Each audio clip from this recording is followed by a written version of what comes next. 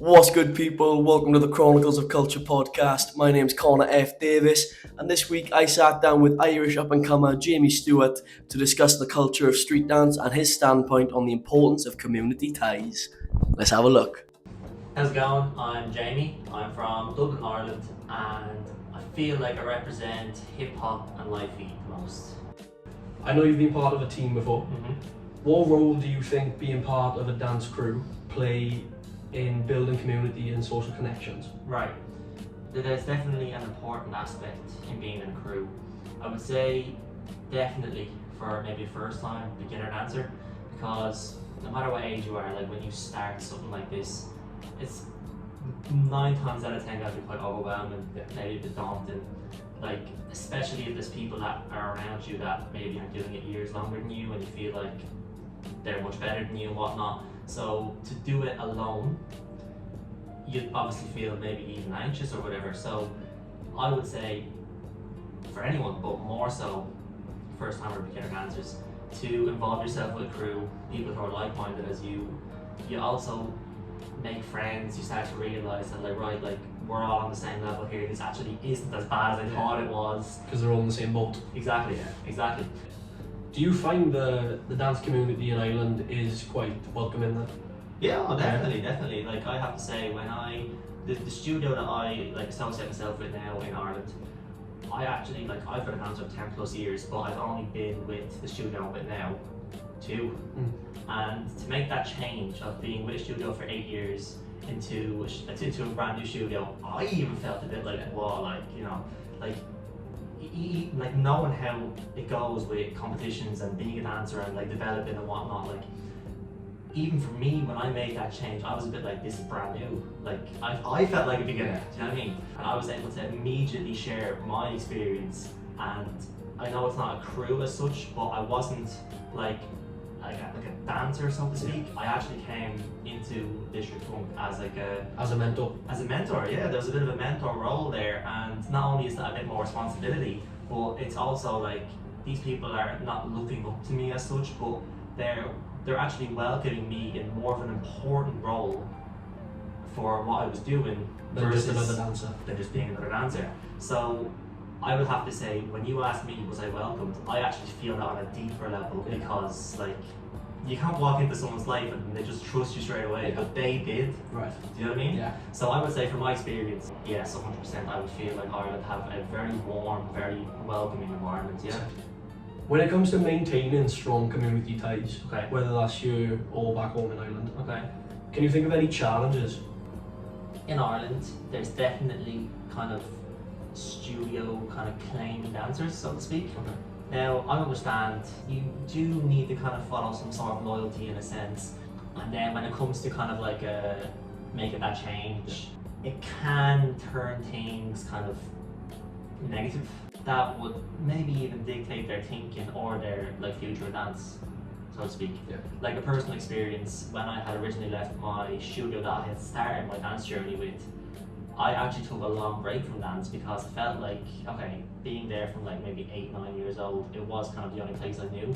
I made strong connections being in that place maybe 10 years. And when you leave, you feel kind of naked. You don't really know much outside of what you've seen in that studio. But in a positive or negative, you need to understand that you have spent 10 years of your life in that place. But I'd like to assume that this does kind of fall into aspects around Ireland. When I had left, I took a long break out of dance because I felt like if I'm not with this studio now, I don't know how to dance, I can't be a dancer, so to speak. And when I had left, I lost those friends, I lost those connections because of the loyalty kind of aspect made into the studio. And I had to say, I also done it for dancers before me because I felt like that was right. I felt like I was doing the right thing in what I know of this place, because what I've been taught to do so young, so young. That loyalty aspect, that trust aspect, where it's if you go, I have to stay, but we can't be in touch because I'm loyal to my teachers, loyal to my studio, whatever. I do want to say that effect is going to be in other studios, especially if you're there from young, because I would assume the teachers feel like they have a certain hold on you, giving you what you have and whatnot, and then to see you leave maybe for another studio or to go off on your own, I'd say they feel hard done by in a sense as well. So you can't really say who's right and who's wrong, but there is definitely a negative spell. And I would say that's a big challenge, because even though no one's going to be happy in the change needs to happen sometimes. I know for myself it needs to happen. I can tell you from personal experience about the exact same thing. The change needs to happen sometimes. Sometimes because otherwise you're going to be stuck and you won't be able to grow. Big time. You know? And if that's not supported, you feel like you can't develop. 100%. You know? 100%. And that's So a massive challenge. That's a massive challenge. I was with my original dance school from when I was 4 Yeah. until I was 19. And Wow. then something came up where I was feeling like I wasn't growing anymore. Yeah. And I was worried because I wanted to grow more. Yeah. So it came to that point where, okay, it's time to leave. Yeah. And then it was just after COVID when I went and joined Synergy. Yeah, big time. So then I've been with Synergy now for 4 years. You know? I know you from Synergy. Yeah, exactly. There was that point where there are still dancers in the original school that will speak to me, Okay. but there are still people there who have a lot of dirt on my name. And that's because Feel it's, like it's that loyalty feel. they owe something to their genius. 100%, Yeah, you know? Yeah. So I will always have love for the original school, Yeah. and I'll always know like I wouldn't be where I am without that school. Yeah. But there was at that point where, okay, I can't be here forever. No. Something's needed to change, and it was because of that change that a lot of change happened. I would say that's probably a big challenge in the scene. We're all trying to do what we can as a little country, a little dot on the map, trying to be as big as England, big as France, big as America, whatever. We all have a love for the same thing, and it's like, if that negativity is kind of floating around and you are in that event with that new studio and your old studio's there and they're giving you like, you know, a bit of side eye, a bit of negativity, it does put a dampener on what we're all supposed to love.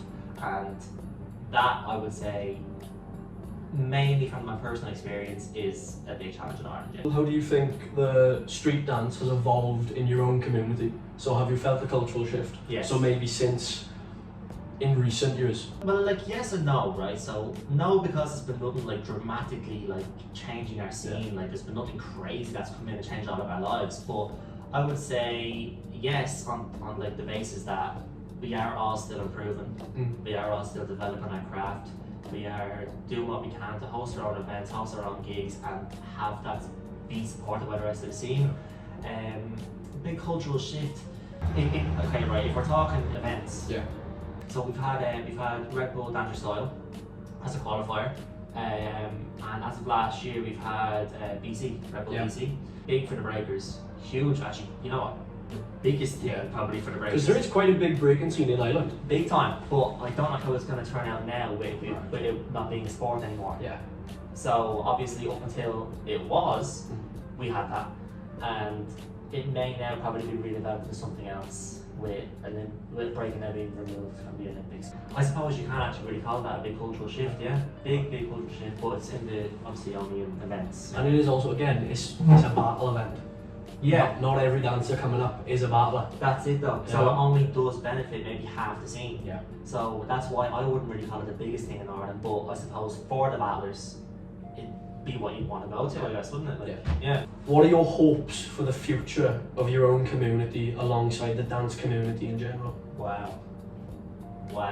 I feel like dancers who are trying to make a name for themselves in Ireland have already been dealt a bad hand, because obviously being a smaller country with a smaller population of dancers, it nearly feels like we're already at a disadvantage of that level of like, you know, culture, dance, of anything that you can think about to do with dance. It nearly feels like that we're at a natural disadvantage being from Ireland.